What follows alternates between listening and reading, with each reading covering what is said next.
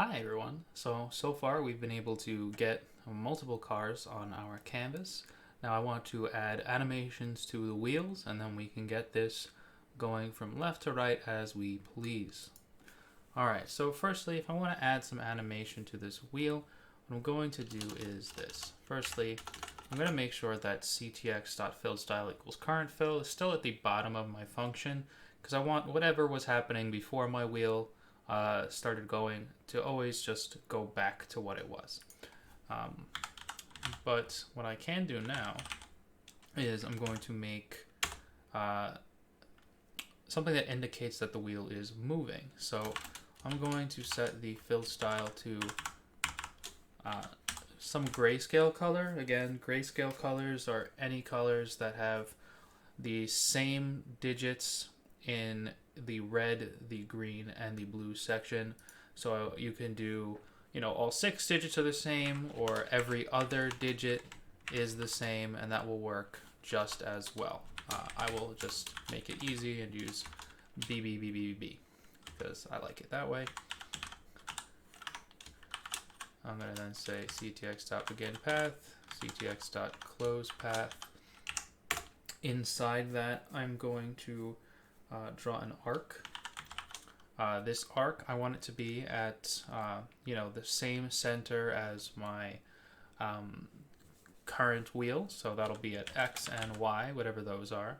I want the radius to be the same, but I only want it to be a fraction of the wheel. So instead of going from 0 to 2 times math.pi, I'll say let's put it from 0 to 2 times math.pi divided by 9. This will be, again, 10 degrees. Because if 2 times math.pi is 360, math.pi, this will be 20 degrees. Math.pi is 180. 180 divided by 9 is 20. Cool.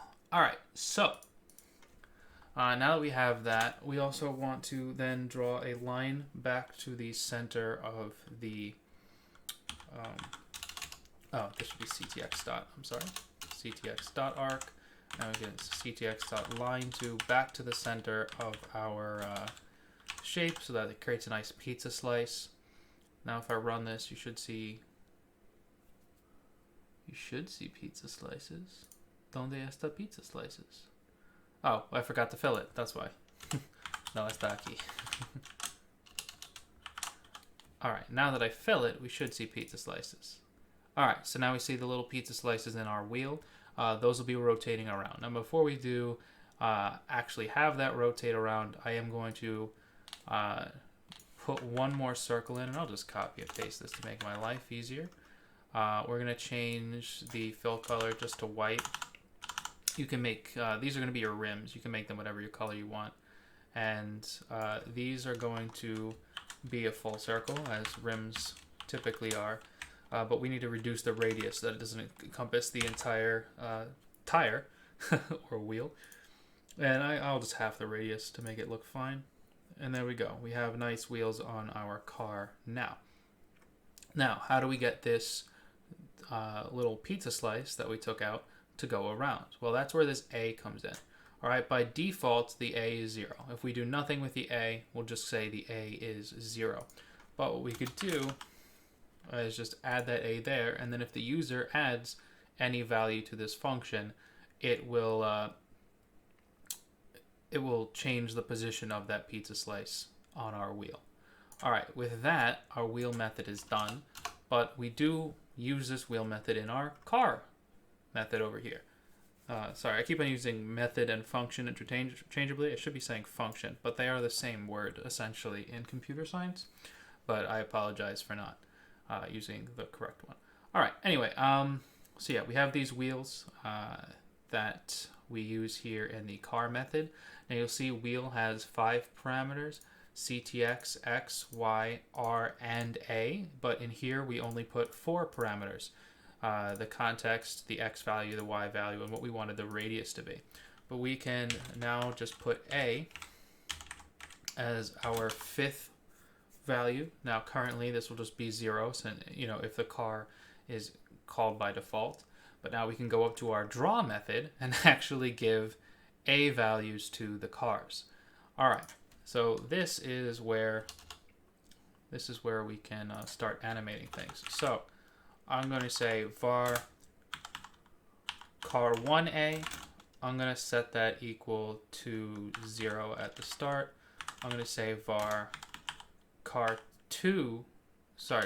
I'm going to set that equal to 0. Then over here, I am going to say, all right, this one will get car1A. This one will get the variable car2A. And now the cars will use whatever angle is given here for the rotation. Now, what can we do to make this animate? We can just do what we normally do. All right, at the bottom of your function, so we can do that underneath the translate. At the bottom of our function, we can set we can increment our I can't speak. We can increment our variables. So I'll say car1A plus equals, let's say just 0.1. Car2A, let's increment that at 0.2. That should be plus equals. All right, and then we can say var t is equal to set timeout function parentheses brackets, and that function we'll call draw, and we'll do this every 10 milliseconds. Let's see how that turns out. We can adjust things as we go. Now if we run that, you'll see it just why does it continue? I think I know why. All right. So now if we go back to here. All right, if we're back to here, it's because I forgot to add A to the start angle as well. We should be adding A to both angles there. And actually, we don't need to do it here. Okay, so make sure that you have A added to both of these angles here. And now let's see. Now that should just look like a normal turning wheel. Cool. And now you'll see that one of them is faster than the other because we've incremented our car1 and car2 variables at different speeds, right? Car1, which is at 30, 0, so that's this car right here, is going slower than car2, which is at negative 50 right over here, because car1's wheels only go up at a speed of 0.1, and car2 gets twice that. All right, and now, of course, if you wanted to, you can have these guys moving across your page. For example, all right, I can create two variables. I'm going to say variable x. Well, let's say car1x just to be consistent. What am I going to want to be? Let's make that. Let's just make them both negative 100. Then I'll copy this. I'll paste this. I'll name this next one car2x, negative 100. In here, we'll just give them car1x and car2x. And then, just like with these, we'll increment them at slightly different rates. So now, car1x and car2x, let's increment them by 1 and by 2 respectively so that they match.